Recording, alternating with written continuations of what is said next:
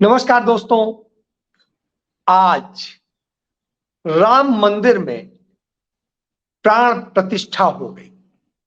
जहां राम पैदा हुए किए गए, आज उस अयोध्या में अयोध्या वासी आज उस दिशा में भटक नहीं सकते। इस तरह के हालात हैं। आज इस तरह के हालात हैं कि सबको एक नजरबंदी के माहौल में डाल दिया गया। जब राम के प्रतिमा में प्रतिष्ठा की बात की जा रही थी, प्राण प्रतिष्ठा की बात की जा रही थी। आज हालत यह है कि नरेंद्र मोदी सरकार के तमाम सारे दिग्गज वो अयोध्या में राम की प्राण प्रतिष्ठा में नहीं थे। राष्ट्रपति को निमंत्रण भेजा गया, राष्ट्रपति उस कार्यक्रम में शामिल नहीं हुई। उपराष्ट्रपति को निमंत्रण भेजा गया, वो उस कार्यक्रम में शामिल नहीं हुए। और लाल कृष्ण आडवाणी हो, मुरली मनोहर जोशी हो, इन सबको निमंत्रण है, लेकिन ये शामिल नहीं हुए। और यही नहीं, यदि यहीं तक होता तो हम कहते ठीक है।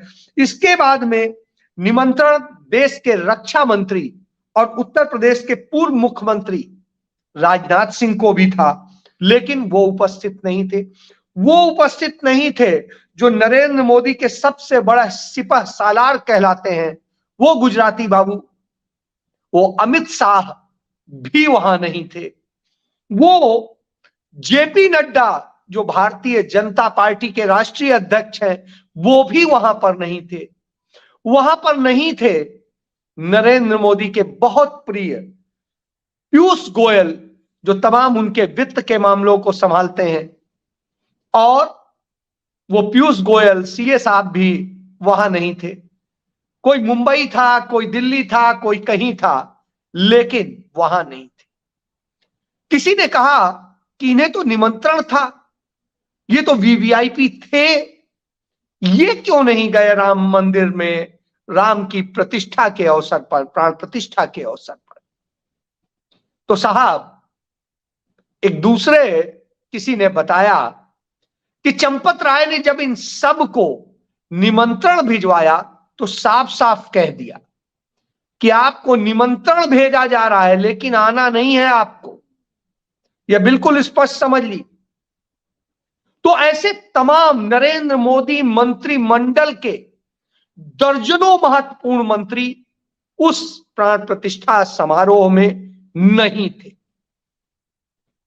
अब आप सोचिए, आप शोर मचा रहे हैं कि सोनिया गांधी उसमें नहीं आई, आप शोर मचा रहे हैं कि मल्लिकार्जुन खड़गे उसमें नहीं आए, आप शोर मचा रहे हैं कि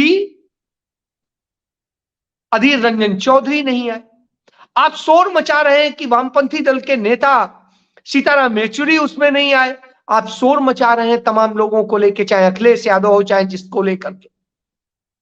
तो साहब, और स्थिति यह है, उद्धव ठाकरे को कुरियर से भेजा गया जो निमंत्रण कार्ड, वो उसी दिन मिलता है जिस दिन उन्हें यहां आने के लिए निमंत्रित किया जाता है।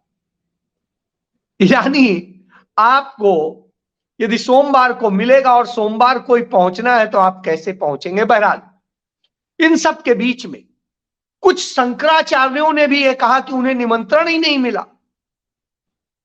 अब आप समझिए, और उनमें से एक ऐसे शंकराचार्य थे जिन्होंने राम मंदिर बनाने के लिए, राम जन्मभूमि मुक्ति के लिए संघर्ष लड़ा, अदालत में लड़ाइयां लड़ी, मुकदमे में गवाहियां दी और न जाने क्या क्या किया। तमाम सारे वो संत जो निर्मोही अखाड़ा के हैं, रामानंद संप्रदाय के हैं, उन लोगों को उसमें नहीं शामिल होने दिया गया। और रामलला की पिछले 50 सालों से पूजा कर रहे वहां के मुख्य पुजारी जी जो थे, उनको उसमें शामिल नहीं किया गया। अब आप इससे समझ सकते हैं कि कौन से रामलला वहां आए, कहां से आए, क्या हुआ। इससे आप समझिए, असली रामलला गायब है।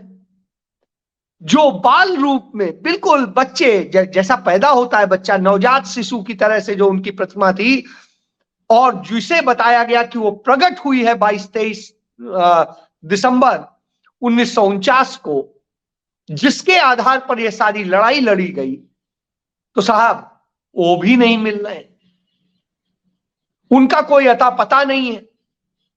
और जब ये हालात हो कि मूल प्रतिमा गायब है और नकली प्रतिमा का प्राण प्रतिष्ठा होकर के उसको सबको बताया जा रहा है, तो आप इससे समझिए दूसरों को गाली देने वाले यह लोग नहीं थे। आज गौतम अडानी भी वहां नहीं थे, लेकिन साहब धंधा पूरा था। धंधा यह था कि चाहे रिलायंस हो, चाहे अडानी ग्रुप हो, चाहे आईटीसी हो, चाहे विल्मर हो, इस तरह से तमाम सारे ग्रुप्स ने जो कॉर्पोरेट ग्रुप है और वो ग्रुप जो गुजराती चलाते हैं, वो सारे ग्रुप वहां पर मौजूद थे। और वहां पर उनके लोगों ने जमीनें खरीद ली हैं, कुछ खरीद रहे हैं, कुछ के सौदे अभी चल रहे हैं। और इन सब सौदों के बीच में वहां पर कैसे कमाई की जाएगी, कैसे गुजरात के ये सेठ वहां से नोट कमा कर ले जाएंगे, इसकी पूरी तैयारी कर दी गई है।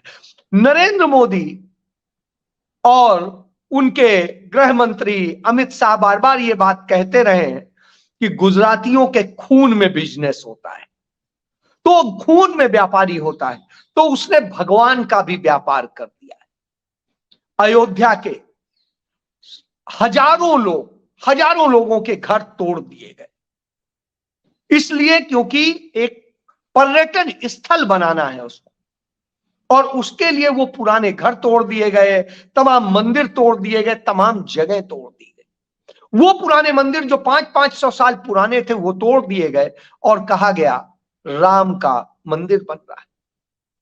आप इस बात को समझ सकते हैं कि जब 1526 में कहा जाता है कि जब ये मंदिर बाबर ने तोड़ के और बनाया और ये किया, बाबर वैसे तो जिस तरीके से 1556 में जब कहा जाता है बाबर भी मर चुका था, बाबर का बेटा भी मर चुका था, लेकिन कहा जाता है बाबर ने तोड़ के बना दिया। चलिए कोई बात नहीं, किसी ने भी बना दिया हो, उसने बनाया हो या किसी ने भी बनाया हो, लेकिन ये मंदिर बन गया।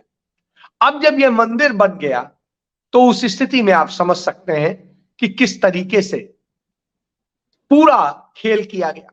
जब शंकराचार्यों ने यह सवाल उठाया कि इसका शिखर तो अभी बना नहीं है, तो फर्जी एक लकड़ियों के उससे जोड़ करके बांस बंबू से और एक फर्जी झूठा शिखर जैसे फिल्मों में बनाए जाते हैं वैसा बना करके और वो काम कर लिया। तो साहब इस तरह से हुआ। इसके बाद में और तमाम सारी चीजें, जिस तरीके से राम का जिस जगह मूल जगह जहां पर कहा जाता था, दावा किया जाता था कि यहां पर राम का जन्म हुआ है, उस स्थान से 500 मीटर दूरी पर प्राण प्रतिष्ठा हो रही, कहा जा रहा है ये मुख्य मंदिर है, यह जन्म स्थल है। तो आप समझ सकते हैं कि किस तरीके से चीजें बदली हैं।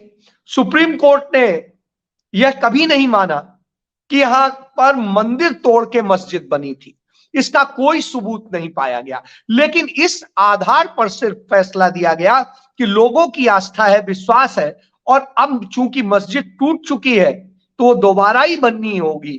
तो ऐसी स्थिति में मस्जिद को वहां से थोड़ी दूरी पर हम जगह दे देते हैं, जितनी जगह थी उससे डबल दे देते हैं और वो वहां पर बनाए और इस विवाद को खत्म किया जाए और ये यहां आए। इस बात को शंकराचार्य जो उस समझौते में शामिल थे, जो सुप्रीम कोर्ट का समझौते वाला फैसला है या हाई कोर्ट का समझौते वाला फैसला है, तो उसके आधार पर था। फैसला रामलला विराजमान के पक्ष में हुआ और जिन रामलला विराजमान के पक्ष में हुआ वो रामलला विराजमान भी आज उस प्राण प्रतिष्ठा में नहीं थी। इससे आप समझ सकते हैं कि जिनके पक्ष में सुप्रीम कोर्ट ने फैसला किया वो भी नहीं थे। तो वहां का मैनेजमेंट किसके हाथ में है? गुजरातियों के हाथ में है। उस मैनेजमेंट का, उस ट्रस्ट का अध्यक्ष कौन है? वह शख्स है जिसने राम भक्तों पर गोली चलाने का आदेश दिया था वहां के तमाम पुलिस अफसरों को और डीएम को। और वहां पर वह पुजारी नहीं है, वहां पर वह लोग नहीं है जिन्होंने ये किया। तो इससे इस तरह से ये प्राण प्रतिष्ठा हो गई। पूरे देश भर में ये ड्रामा चला, और जब यह ड्रामा हो रहा था, मैं ड्रामा इसलिए कह रहा हूं क्योंकि ड्रामे की ही तरीके से हुआ। तमाम सारे लोग जिन्हें निमंत्रण देने के बाद भी कह दिया गया था कि आपको आना नहीं है, कोई दिल्ली के मंदिर में, कोई कहीं के मंदिर में, कोई कहीं के मंदिर में अपने आप को कर रहा था। एक और बताऊंगा, मैं चंडीगढ़ में था कल, और चंडीगढ़ में मैं वहां के प्रदेश कार्यालय में गया, और वहां पर मैंने देखा कि लड्डू जो है वहां बनाए जा रहे थे, और जो लड्डू बनाए जा रहे थे उसके साथ में जो उसका पैकेट बनाया जा रहा था, डिब्बा बनाया जा रहा था, उस डिब्बा में राम मंदिर ट्रस्ट का जिक्र था, राम के चित्र थे, और ये था कि जैसे सबको यह कह के बांटा जाएगा कि साहब ये राम का प्रसाद है जो अयोध्या से आया है। वास्तव में वो भाजपा कार्यालयों में बन रहा है या उनके तमाम सारे अनुषांगिक संगठनों के कार्यालयों में बन रहा है। तो इससे आप समझ सकते हैं ये वैसे ही है जैसे निमंत्रण का चावल बांटा गया कि अयोध्या से चावल आ गया निमंत्रण का, और वो वही लोकल पीला हल्दी मिलाई गई और सबको बांट दिया गया। तो साहब ये खेल है। तो जब ये खेल हो रहा हो, उस स्थिति में दूसरे नेता क्या कर रहे थे? राहुल गांधी असम में है, भारत जोड़ो न्याय यात्रा पर थे, तो आज वो वहां के एक मंदिर में जाना चाह रहे थे, और वहां से मंदिर ने उन्हें निमंत्रित भी किया था। और जब वो वहां जाने को हुए शंकरदेव के मंदिर में, तो उनके बैरिकेटिंग लगा करके रास्ता रोक दिया गया और उन्हें वहां जाने से रोक दिया गया। तमाम सारे लोग वहां दर्शन करना चाह रहे थे, और उनको न दर्शन करने दिया गया, न वो किया गया। वहां पर जो कांग्रेस पार्टी के सांसद हैं गौरव गोगोई, जो वहीं से हैं, वहां के पूर्व मुख्यमंत्री के बेटे हैं, वो वहां पर जाकर के राहुल गांधी की तरफ से प्रसाद चढ़ा के मिल करके आए। लेकिन कांग्रेस पार्टी में राहुल गांधी और किसी को वहां जाने नहीं दिया गया। इससे आप समझ सकते हैं कि किस तरीके से कि मंदिर में सिर्फ एक ही व्यक्ति जाएगा, वही अंदर होगा, वो भारतीय जनता पार्टी का प्रधानमंत्री होगा, और उसका नाम नरेंद्र मोदी होगा, जो जाति में तेली होगा, लेकिन वो अपने आप को अलग तरीके से प्रस्तुत करेगा। वो जो शास्त्रों के मुताबिक प्रतिबंधित है, उस पूजा में सम्मिलित होना, गर्भगृह में जाना, वहां पर उपस्थित होगा, वहां का मुख्यमंत्री होगा, जो महंत है एक उसका, और वह भी क्षत्रिय वर्ण से है, वह भी गर्भगृह में नहीं जा सकता है।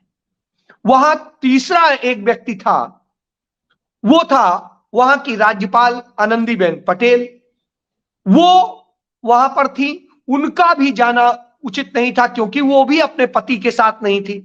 हालांकि तमाम सारी बातें होती हैं नरेंद्र मोदी और उनको लेकर के, चलिए छोड़िए उसको।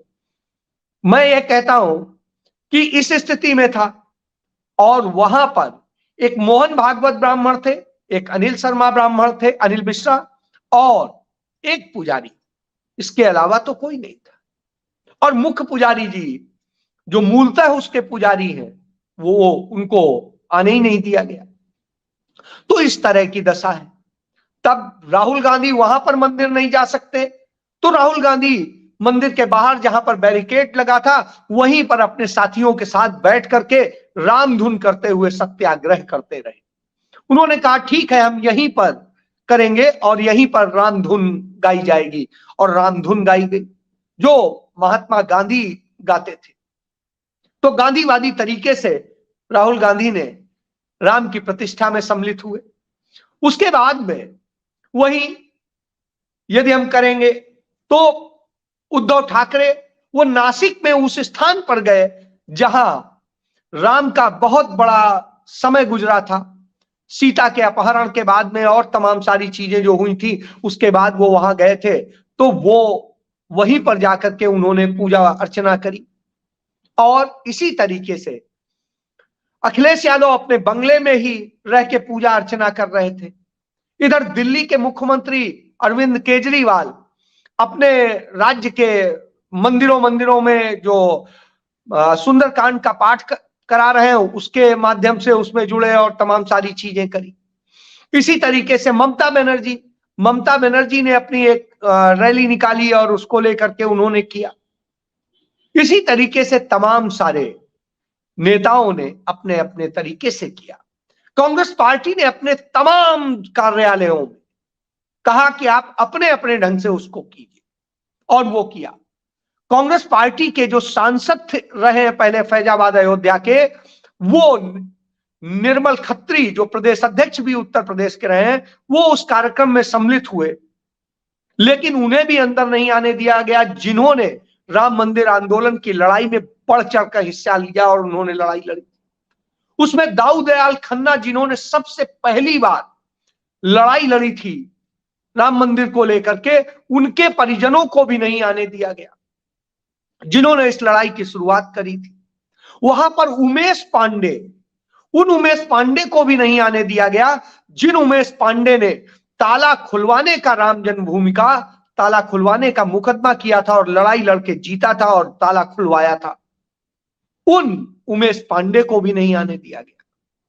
वहां पर उन तमाम सारे लोगों को नहीं आने दिया गया जो लोग इसके पूरे कर्ता धर्ता थे, सारी लड़ाई लड़े थे। तो यह स्थिति है। लेकिन देश का बड़ा कारपोरेट घराना, वो भी स्पेशली गुजराती कारपोरेट घराना वहां पर उपस्थित था, और उसने तमाम सारे वहां पर प्रोजेक्ट शुरू करने और उनको लेकर के पर्यटकों के लिहाज से अपने बिजनेस के लिए पूरा मॉडल तैयार किया। और अडानी ने जलेबियां बंटवाने का किया, 7 दिन तक जलेबियां बटेंगी बिलमर और उसके फॉर्च्यून के तेल से बनी हुई। इसी तरीके से रिलायंस ग्रुप अपने तरीके से तमाम सारी चीजें कर रहा है, इसी तरीके से दूसरे वो कर रहे हैं, लेकिन अडानी मौजूद नहीं थे। रिलायंस ग्रुप के सारे लोग मौजूद थे, वो अनिल अंबानी भी मौजूद थे, जो अपने आप को दिवालिया घोषित कर चुके हैं और हमारे देश का हजारों करोड़ रुपया हजम कर चुके हैं। और वहां पे तमाम सारे वो गुजराती मौजूद थे जो कहीं ना कहीं हमारी तमाम बैंकों को चपत लगा चुके हैं, और वो सब वहां पर प्रोजेक्ट अपने अपने लाने के लिए अपने अपने तरीके से अपने अपने बिजनेस को बढ़ाने का काम कर रहे थे।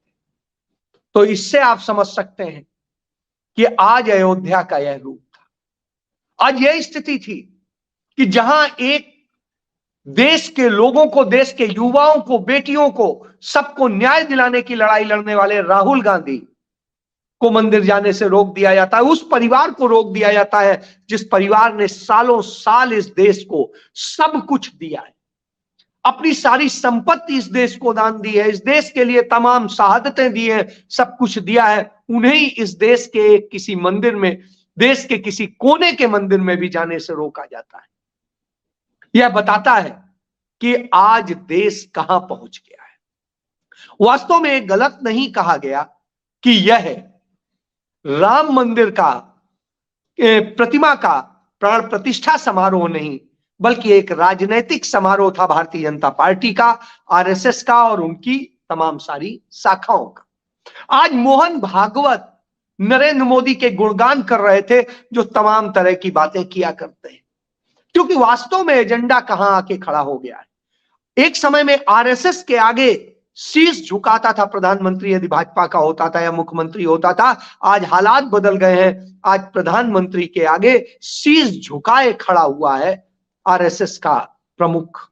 तो यह हालात हो गए, और इस तरह के हालात हो गए हैं कि आज चंपत राय जो ट्रस्ट के प्रमुख हैं, उन्होंने इस मंदिर को ही बांट दिया है, हिंदू धर्म को ही टुकड़े टुकड़े कर दिया। उन्होंने कह दिया कि यह मंदिर ना शिव को मानने वालों का है, ना माता की पूजा करने वालों का है, ना ये साधु सन्यासियों का है, ना यह कृष्ण संप्रदाय के लोगों का है, कृष्ण को मानने वालों का है, ना ही यह संतों को, सूफी संस्कृति को मानने वालों का है, यह विष्णु को मानने वालों का भी नहीं है, यह सिर्फ रामानंद संप्रदाय का है, रामानंद संप्रदाय का, वैष्णव का भी, पूरे वैष्णव का भी नहीं कि आप कह देते वैष्णव और शैव को आप अलग कर देते, शाक्त को अलग कर देते।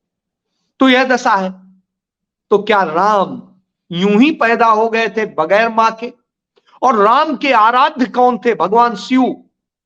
राम भगवान शिव की पूजा करते थे, उन शिव के लोगों का भी मंदिर नहीं रह गया, और जिन रामलला विराजमान का मंदिर है उनको भी वहां से अलग कर दिया गया। तो अब आप इस मंदिर में क्या होगा और किस उद्देश्य से काम करेगा और कौन सा प्रसाद आपको मिलेगा, इससे आप समझ सकते हैं कि किसकी आप जय जयकार कर रहे हैं। तो अब आपको आपका मंदिर मुबारक, मुझे मेरा लोकतंत्र और संविधान मुबारक, मुझे मेरे देश का वह सच्चा प्रजातंत्र मुबारक। तो अब आपको फैसला करना है कि आपको छद्म धर्मधारियों हिंदुओं के साथ जाना है या वास्तविक हिंदू धर्म का, राम राज्य की जो अवधारणा है उसको मानने वालों के पास जाना है। फैसला आपको करना है। जय